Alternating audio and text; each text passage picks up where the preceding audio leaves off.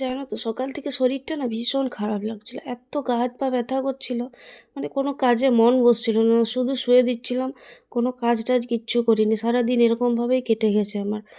তো তারপর মন হলো একটুখানি চা খাই, তো এই গরম জল বোস করিয়েছি আর এই যে চা, মানে চা করব, দুধ গুঁড়া বের করেছি, তারপরে চাটা করলাম, চা করে আর টুসিদি সবার জন্য মানে কাপে কাপে নিয়ে নিচ্ছে সবাই, আমরা একা খেলে তো হবে না, তো সবাই খাবে। চাটা কেমন দেখতে হয়েছিল বলবে কালারটা। তারপরে এই যে চা খাচ্ছি একটু বাইরে দাঁড়িয়ে, তাও ভালো লাগছিল একটুখানি শরীরটা, কিন্তু গায়ে যে ব্যথা সেটা রয়ে গেছিলো। তারপরে যে ঘর এলাম, ঘর এসে পরে খিদা পেয়ে গেছে, সেই 10টার সময় খেয়ে যাই তো, তারপর খিদা পেয়ে যায়, একটুখানি আলুর দম ছিল, এই যে চপ ছিল সকালে, তো সেগুলো একটুখানি করে গরম করে নিচ্ছি, তারপর খাবো হচ্ছে মুড়ি। এই সন্ধ্যাবেলায় এসে এত খিদা পেয়ে যায় জানোই তোমরা, আমি প্রত্যেকদিন সন্ধ্যাবেলায় এসে এটা সেটা খাই।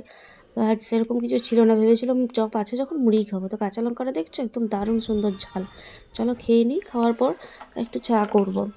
আর চা বিবেকও আছে আজকে ঘরে, তো ওই জন্য দুজনকার জন্য চা করেছি। তারপর ওই যে ওকেও চা দিলাম, আমিও খেলাম, জিজ্ঞেস করলাম বিস্কুট, বললো না। তো চলো টাটা, দেখা হচ্ছে পরের ভিডিওতে।